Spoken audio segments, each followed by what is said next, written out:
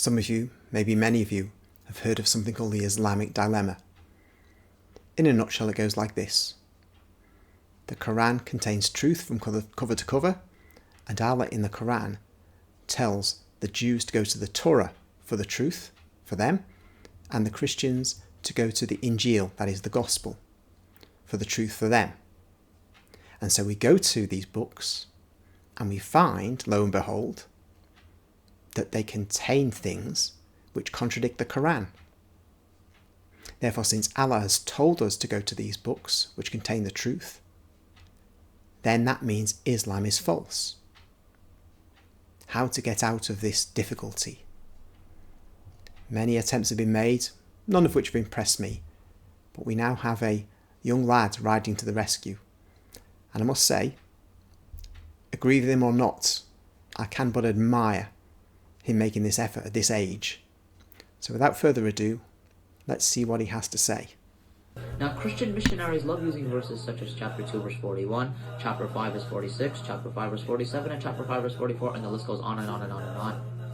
Now, their interpretation of these verses is that the Quran is confirming their previous scripture which is corrupted holistically, meaning confirming everything which is within it. The Quran says a big no to that, because the Quran is only confirming the truth within their previous scriptures that are corrupted. How do I know that? Because the Quran states in chapter 5 verse 46, ordering the Prophet ﷺ to judge between the previous scriptures with what Allah has revealed, meaning the Quran. Now, the Quran is judging between the previous scriptures. How does that work on us? The formula. Let's have a look at what he said there. I think you should be quoting 5 verse 48. Let's bring it up.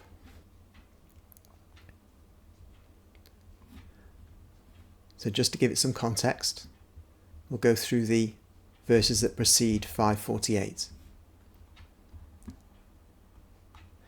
It speaks in 545 of the Jews. We ordained for them in the Torah a life for a life, an eye for an eye, a nose for a nose, an ear for an ear, a tooth for a tooth, and for wounds equal retaliation. But whoever waives it charitably, it will be atonement for them. And those who do not judge by what Allah has revealed are truly the wrongdoers. So there, the Torah for the Jews, and they should judge by it. Then 546, chapter 5 verse 46 of the Quran.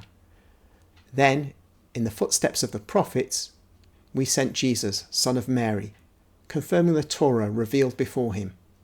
And we gave him the gospel containing guidance and light, and confirming what was revealed in the Torah, a guide and a lesson to the God-fearing.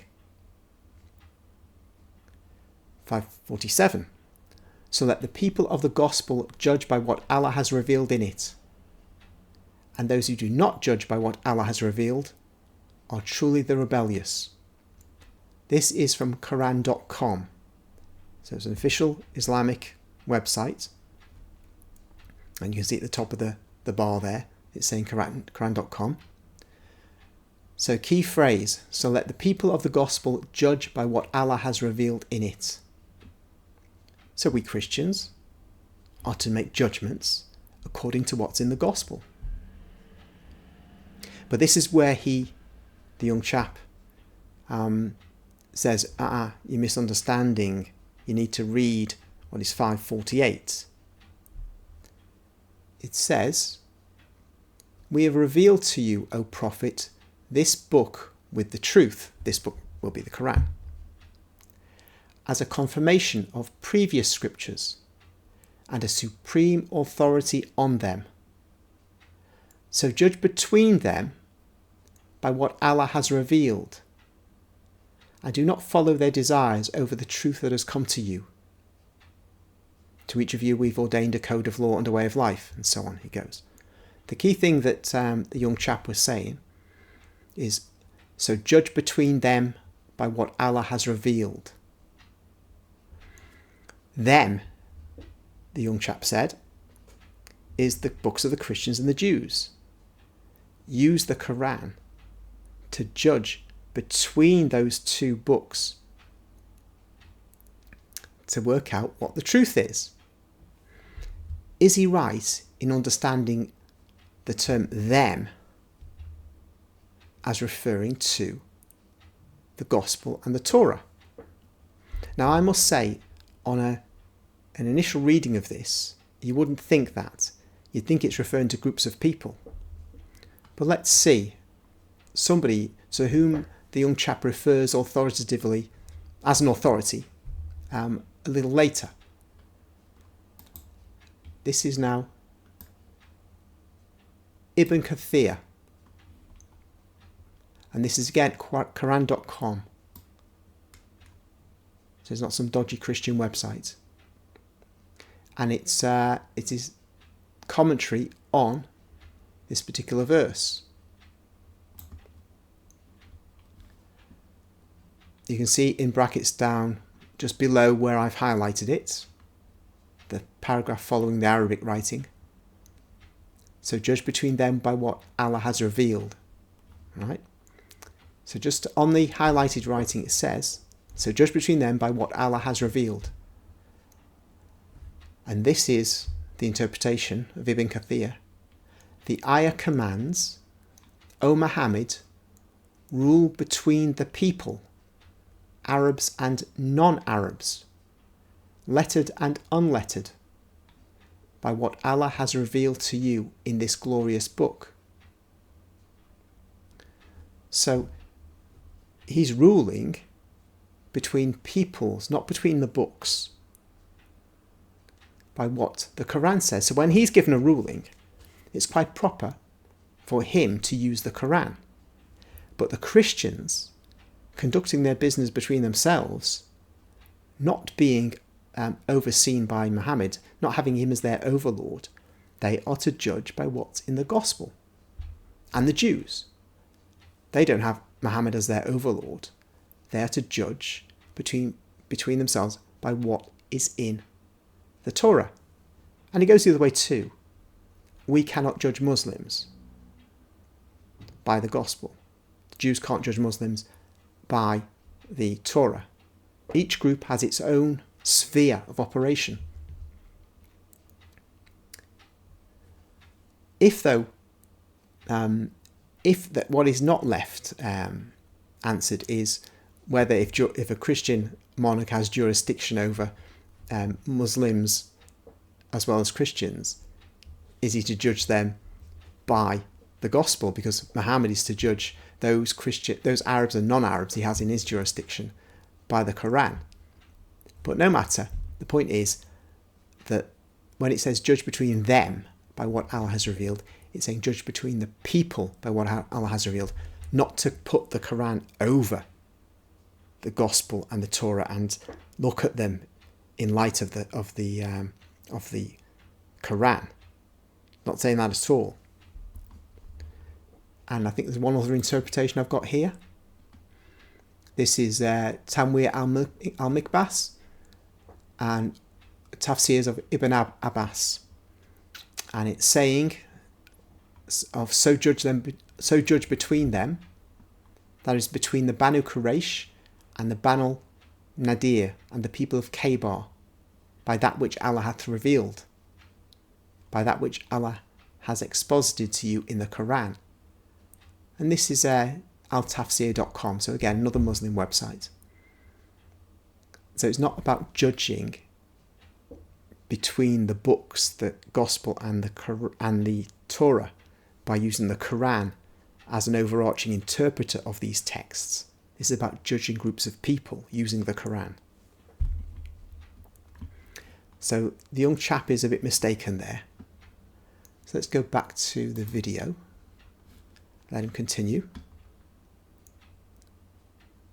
Formula is provided in many tafsir, such as Tafsir Ibn Kathir. Ibn Kathir rahimahullah states, whatever conforms with the Quran is true. Whatever contradicts the Quran is false. Whatever neither conforms or contradicts with the Quran is going to be a position for us Muslims to take as agnostic, because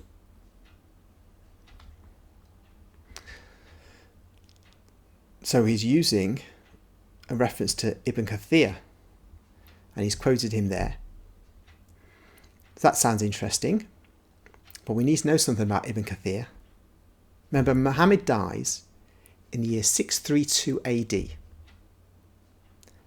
Is Ibn Kathir born a few years later? A century later? 200 years later? No, Ibn Kathir is born about 700 years after Muhammad died. Almost 700 years.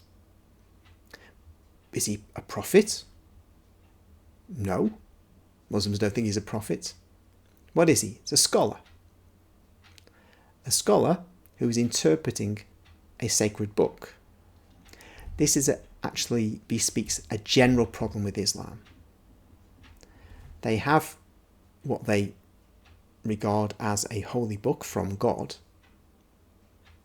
but they give the interpretations of men. Now, if you take the hadith, that's a different matter. You've got the quotations of Muhammad, and you can say, well, okay, all that his followers are Sahaba. You can say, well, and they spoke to him, they knew him. So you can say there's authenticity there. Problem is, of course, the hadith are written centuries after Muhammad died, so they're worthless from an historical point of view. One might feel cuddly and fluffy using them from a kind of religious point of view, but that's not really of any consequence to us. If we're not Muslims, we want the hard data, the hard facts. But interpreters like Ibn Kathir have no such authority.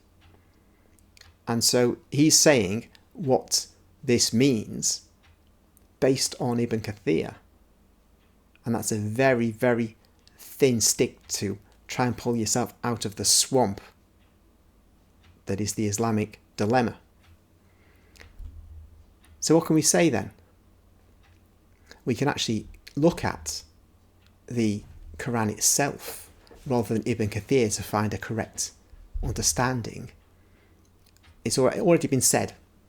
Allah is saying, look to the Christians and the Jews' writings if you're a Christian or a Jew. But he's saying that then the writings themselves are not all correct.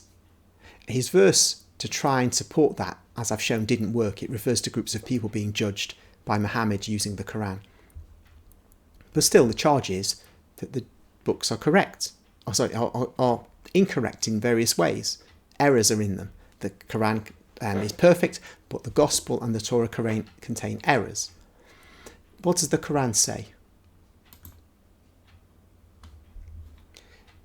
Here's chapter 6, verse 115. The word of your Lord has been perfected in truth and justice.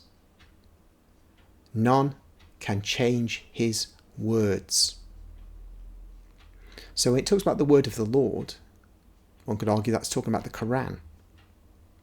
But when it says none can change his words, that's a statement which is universal. Allah's, obviously, that would be true. We'd say that. Everybody who believes in an omnipotent God would say no one can change his words. The problem is, the Quran itself says that Allah's words are the Injil and the Torah. And the Christians and the Jews, I repeat, are to go there for truth. And we can be confident about going to them because none can change Allah's words.